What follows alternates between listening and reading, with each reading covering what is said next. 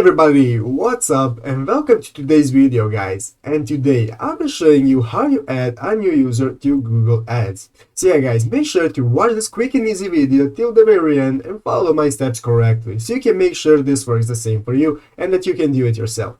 But yeah guys, let's go straight into it. The first thing you want to do guys, go ahead to the official Google Ads website, ads.google.com, and log into your account. If you do not already have an account guys, just go ahead and register it for an account, and after logging in, you'll be greeted by this main page right here where you can see all of your campaigns and to create a new campaign and so on and so on.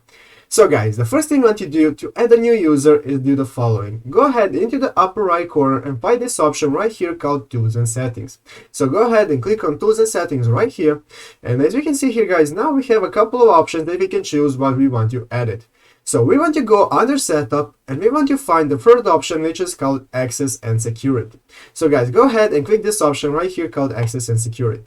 And as you can see here guys, now you can see yourself as the main user, that you're the admin. And if you want to add a new user guys, then all you have to do is go ahead and click this blue plus sign in the upper left corner.